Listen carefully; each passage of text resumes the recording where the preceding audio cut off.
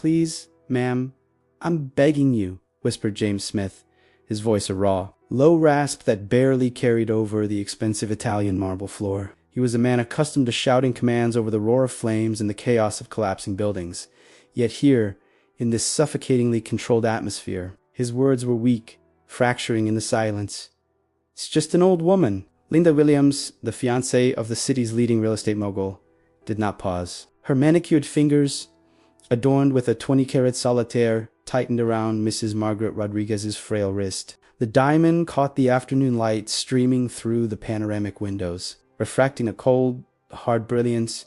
Mrs. Rodriguez, a woman in her late 70s, a former elementary school teacher now battling the insidious advance of severe Alzheimer's, made no sound. Her usually vibrant blue eyes were wide, fixed on the ornate ceiling molding, her lower lip trembling slightly in a silent, profound terror that felt utterly wrong in this mansion of calculated perfection. James felt the polished stone floor pressing painfully against his knees. He had dropped into this posture, not out of reverence for Linda, but out of desperate necessity, a primal reaction to stop the unfolding cruelty. His uniform, a dark blue utility polo and sturdy work pants, worn from years of emergency calls, stood in jarring contrast to Linda's flowing silk loungewear. His hands, calloused and scarred from gripping hoses and crowbars, were held loosely at his sides, ready to intervene but paralyzed by the unsaid rules of this environment. Linda, he tried again, using her first name, trying to inject some trace of shared humanity into the ice in her demeanor. She slowly turned her expression one of utter, terrifying serenity, a calmness that suggested she had just been admiring a piece of art, not inflicting distress on a defenseless person. She released Mrs. Rodriguez's wrist and smoothed a non-existent wrinkle from the cuff of her silk top. As if the entire interaction had been a trivial interruption, she asked, her voice low, measured, and infinitely dangerous. James opened his mouth, but the usual flood of decisive language was choked off. Every instinct honed by 2 decades in fire rescue screamed at him to grab Margaret, scoop her up, and bolt out of the steel-reinforced front door. To call his captain?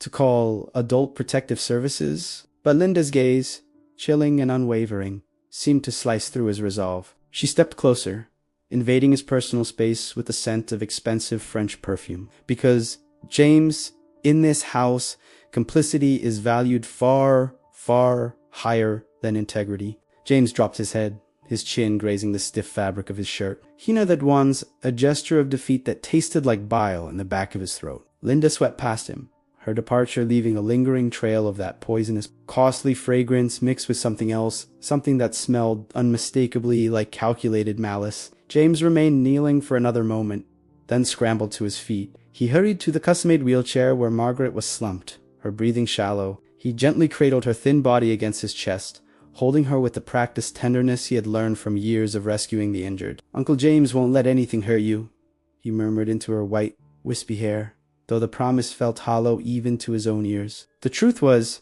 James Smith, a seasoned 42-year-old battalion chief with the Seattle Fire Department, had been living a life defined by a clear-cut danger, noble objectives, and the deep satisfaction of service. He lived in a modest, perfectly functional townhome, where the smell of brewing coffee and burnt toast defined his mornings. His world revolved around his unit, his friends, and the endless fight to keep up with the overwhelming medical bills for Margaret, his beloved former high school history teacher and his only surviving family connection, whom he was struggling to care for. Margaret, at 78, had been deteriorating rapidly. The weekly automated calls from the high-end private care facility were always the same: Eastwood Manor billing, payment past due, continuation of specialized memory care required immediate funds. James had tried selling his modest investments, working triple shifts, even considering a risky loan, but the math never worked. He was slowly, agonizingly sinking. Working as Margaret's in-house caregiver had never been his intention, but it had been a frantic last-ditch attempt to save her. He'd been forced to take an extended, unpaid sabbatical from the department, a humiliating move for a man who lived to serve. The job listing for a specialized full-time living companion at the estate of Thomas Rodriguez, Margaret's wildly wealthy stepson, had come through an old department contact. The pay was obscenely generous. He hadn't asked any details. He simply said yes. He had to say yes. His first day at the towering, isolated estate was overwhelming. The wrought iron gates, 30 feet high, felt less like a welcome and more like a barrier against the outside world. The house itself was a stark, modernist fortress of glass and steel, surrounded by precisely manicured lawns and a silent, glittering infinity pool. Inside, the atmosphere was less luxurious and more clinical. Everything felt too clean, too silent, too perfectly arranged. It was a space designed for observation, not for living. Linda, Thomas S., censor-year-old fiancé, met him at the entrance. She was stunningly beautiful in an intimidating way, her makeup flawless, her posture rigid. She assessed James with the detached scrutiny of a customs officer inspecting contraband. "You must be the new attendant," she said, her voice dripping with cool dismissal. "Margaret is in the West Wing. She requires a high level of ... management." She handed him a laminated card detailing a complex set of protocols, strict feeding times, regulated activities, zero outside interaction. The final rule, underlined in bold red font, Kopleci, discretion is a non-negotiable condition of your employment. James ascended the spiral staircase, the marble steps silencing the sound of his heavy boots. Margaret was situated in a lavish, yet sterile room. She was sitting by the window, clutching a faded photograph of a classroom. When James approached, she looked up, her expression a mix of confusion and fleeting recognition. He knelt beside her, taking her fragile hands. She squeezed his fingers weakly, and in that simple, instinctive gesture, James's professional focus dissolved into personal commitment. He realized the silence in this wing wasn't peace. It was neglect.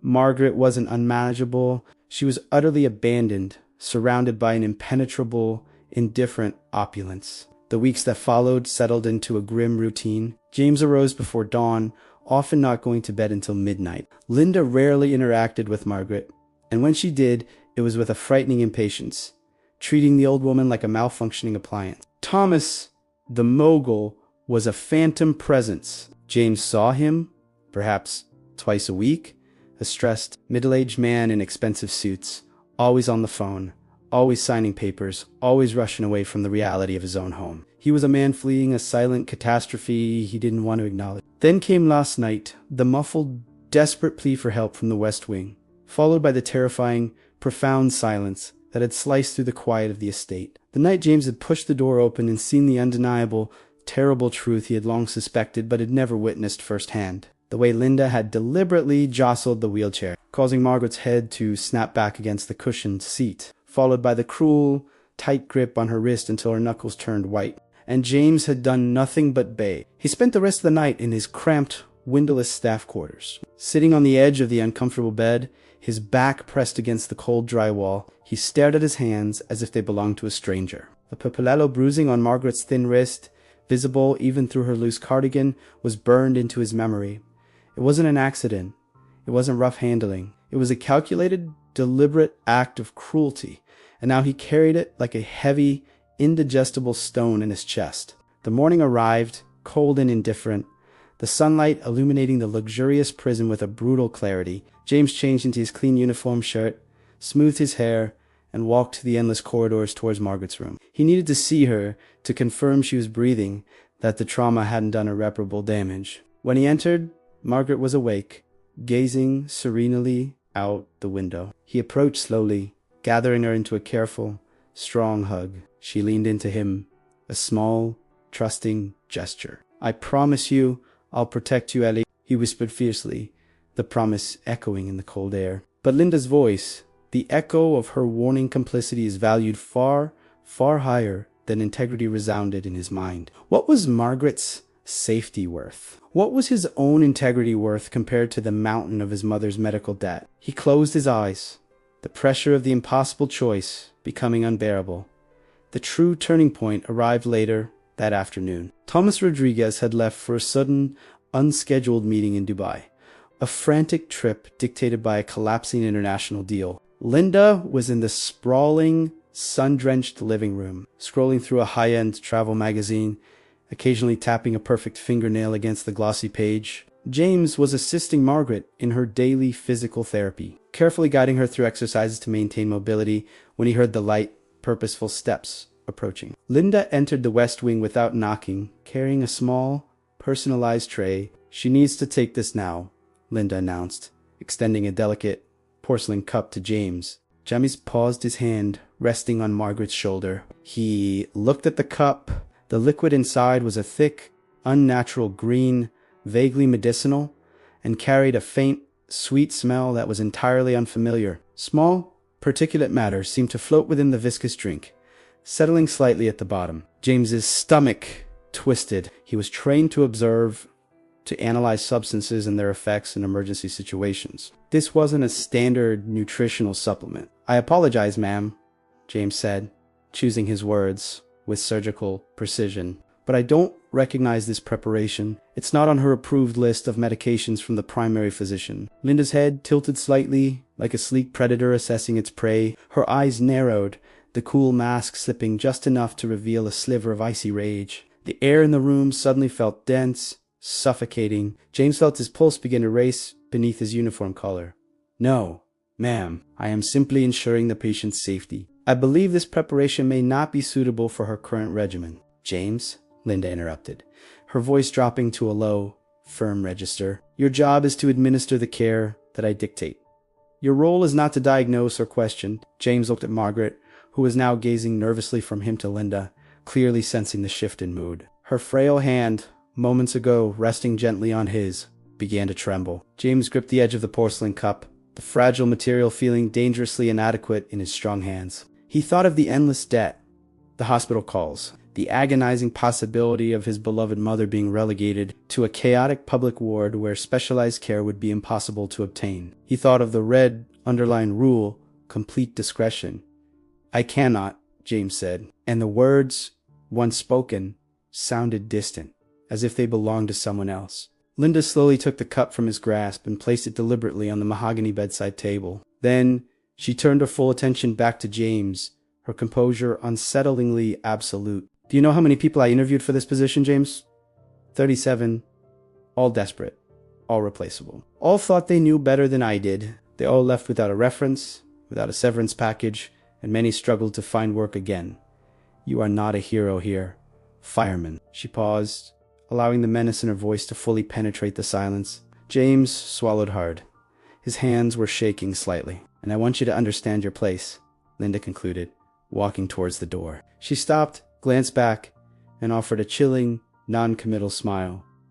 "Thomas won't be back for 3 days. Use this time to reflect on whether or not you wish to continue your generously compensated employment here. Because the next time you defy me, there will be no discussion. There will only be the immediate termination of your contract, and I will personally ensure that your inability to maintain this highly discreet position becomes very public within the healthcare community." The door clicked shut, the sound final and absolute. James was left alone with Margaret. She began to cry, a thin, rattling sound that tore at his conscience. He sank into the plush chair, pulling her close, resting his head against the rich fabric of her shoulder. How could this be his choice? The immediate survival and treatment of his mother, whom he loved with every fiber of his being, versus the moral duty to protect an elderly woman who was only related to him by the grace of a decades-old kindness. That night, James found himself completely unable to sleep or eat. He retreated to his service quarters, locked the door, and opened the warrant. Laminated copy of the Fire Rescue Code of Conduct that he carried in his backpack, a habit from his days as a training officer. He read the sections on moral responsibility, duty to protect the vulnerable, and reporting negligence. Then he pulled out an old, disposable flip phone he kept in a drawer for emergencies, a device he hadn't used in years. Pages loaded slowly, hotlines, required evidence, legal immunity protections. He read every line twice. He memorized the critical contact numbers, then rigorously cleared the device history and powered it down. A different feeling began to bloom in his chest, replacing the paralias and fear. It was cold, focused, and unyielding determination. The next morning, James maintained a facade of absolute compliance. Thomas was still absent. Linda was busy with a private yoga instructor in the sunroom. James realized he needed undeniable proof. Something Thomas Rodriguez, the man obsessed with hard metrics and evidence, couldn't simply dismiss as the desperate word of a disgruntled employee. He remembered the old flip phone. Its camera was terrible, grainy, but perhaps enough. Later that day, while Linda was at a scheduled spa appointment and the house staff were confined to their duties, James slipped into Margaret's room. She was resting comfortably, He set the flip phone to video recording, the only function he could reliably activate, and carefully tucked it behind the heavy antique clock on the mantelpiece, angling the primitive lens toward the bed in the entrance. He whispered a quick, silent prayer, a habit learned during the darkest moments of structural collapse in burning homes.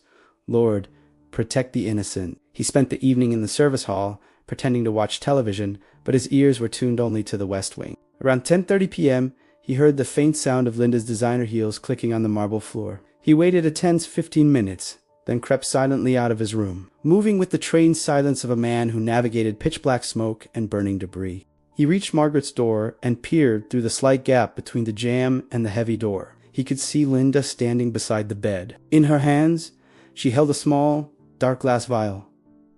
James held his breath, every nerve screaming. Linda twisted the cap off the vial, revealing a dropper. She leaned over Margaret. James couldn't wait any longer. He shoved the door open with a controlled, violent burst. No! Linda whirled around, the vial slipping from her grasp and shattering on the thick Persian rug. For a suspended moment, they stood locked in eye contact, the silence punctuated only by the distant hum of the central air conditioning. Then, Linda's calculating smile returned, even more unsettling than before. "You shouldn't be here," James Jamis demanded, his voice dangerously loud, amplified by the sudden adrenaline. Attending to her needs. She was restless. "It's a lie," James retorted, stepping fully into the room. "I saw what you did yesterday. I saw the marks on her arm." Linda tilted her head, her expression softening into mock pity. "And you believe anyone will believe you? A man who abandoned his high-ranking post for a dead-end care job, struggling desperately to pay off debts against the fiancé of Thomas Rodriguez. I know about your mother, James. I know she's in a specialized hospital. I know you're bankrupt." James felt his legs buckle beneath the weight of her words. "I'm trying to help you," Linda corrected, pulling a thick, white envelope from her handbag on the dresser. She tossed it onto the bed. $250,000, James, cash, more than enough to pay your mother's current treatment, transfer her, and clear your debts. James looked at the envelope, the sheer, staggering weight of salvation. Then he looked at Margaret, peacefully unaware of the battle raging over her life. His hands trembled on the $250,000 freedom redemption for his family versus the moral cost of abandoning an old woman to cruelty. James did not touch the envelope. Linda's face clouded with confusion, the perfect facade momentarily cracking. "You don't understand, James. This solves everything. Your mother is saved. You walk free. No one gets hurt. Everyone except her," James replied, his voice a low, steady rumble, indicating that his resolve had finally solidified. He pointed to Margaret. Linda took a threatening step closer, her patience completely depleted. "You think you're a hero? You think anyone will offer you a trophy? Thomas won't believe you. No one will." James took a deep breath. Before Linda could react, James spun around and sprinted out of the West Wing and down the main corridor. "Mr. he bellowed, his voice accustomed to cutting through the din of emergency scenes echoing powerfully through the silent, cavernous mansion. "Mr. Rodriguez, I need you." Linda was instantly in pursuit. The door to Thomas's ground-floor private study, a heavy oak barrier rarely opened, swung wide. Thomas Rodriguez, looking haggard in an expensive but wrinkled suit, appeared on the threshold, glasses perched on his nose, holding a tablet. He demanded, his irritation palpable. James skidded to a stop near the study, breathing heavily, Linda arriving seconds behind him, her composure now visibly frayed. James addressed Thomas directly, his words tumbling out with urgent, focused clarity. "Sir, please, you have to see something right now." I placed a recording device in Margaret's room. An unnatural, deafening silence fell. Thomas looked from James to Linda, then back to James. Linda let out a sharp, incredulous laugh. "Are you serious, Thomas?" "I'm not asking you to take my word, Mr. Rodriguez," James said, stepping forward. Thomas descended the 2 steps from his study, his expression hardening with a mixture of confusion and mounting dread. He walked quickly toward the West Wing, James and Linda trailing in his wake. In Margaret's room, James's hands were shaking again, but this time with urgency, not fear, as he reached behind the heavy clock and retrieved the old flip phone. He fumbled with the controls, finally locating the video file and pressing play. The grainy, jerky footage began. It showed Linda entering the room, pulling the dark vial from her bag, uncapping it, and reaching for the dropper. Thomas's breathing grew loud, ragged, as he stared at the tiny screen. When the video reached the point where Linda was poised to administer the drops to the sleeping Margaret, Thomas instinctively reached out and gripped James's shoulder. "Turn it off," he commanded, his voice a raw, choking sound. James immediately stopped the recording. Thomas slowly turned toward Linda, his eyes wide and vacant. Linda quickly recovered, forcing a weak smile. "Honey, I can explain. She wasn't sleeping.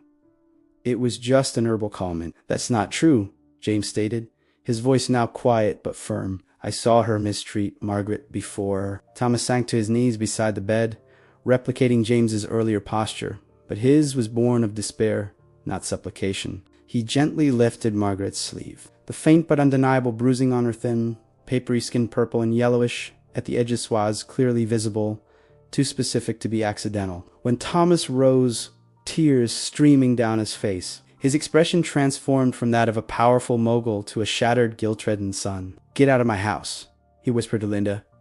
She recoiled slightly. "Thomas, please," he roared, the sound echoing through the sterile wing of the house. Linda turned her hate-filled gaze on James, the composure now fully replaced by a naked, terrifying fury. "You've destroyed everything," she spat, her voice low and venomous. Linda stormed out, her heels clicking a staccato rhythm of defeat on the marble. The front door slammed shut, leaving a profound, final silence in its wake. Thomas collapsed into the nearby armchair, covering his face with his hands, his shoulders convulsing with silent sobs. James stood by the door, unsure whether to stay or leave. Finally, Thomas spoke, his voice muffled and raw. James blinked back the sudden stinging of tears. "No," Thomas said, raising his head. His eyes were red, devastated, but held a fragile glimmer of gratitude. "You did more than that. You saved her." James remained silent, the heavy exhaustion of the confrontation finally settling over him. He had chosen integrity, chosen Margaret, and now he had to face the inevitable financial fallout. Later that evening, after the police had arrived, collected the evidence, and James had given his statement with the clarity and professionalism of a man testifying in a court of law, Thomas approached him in the darkened sitting room. "I called my sister Elizabeth Jones," Thomas said after a long silence. "She lives nearby. She's coming tomorrow to help care for Margaret until I can properly sort things out." Thomas met James's eyes, the shame heavy. "You've worked here for 6 weeks, James." "Sir, you couldn't have known," James offered gently. "But I should have," Thomas insisted, his voice cracking. "I was so focused on deals, on business, on maintaining this ridiculous status, that I forgot to look at what mattered." Thomas stood, walked to his study, and returned with a plain, thick white envelope, not the ostentatious packet Linda had offered. He placed it carefully on the table. "This is your contract termination pay for the next 9 months, plus a substantial bonus for your courage. It's not a bribe." He looked at James. James nodded, surprised. "I saw a copy of your application. When all this trauma has passed, and I've stabilized Margaret's care, I want to fund your return to school.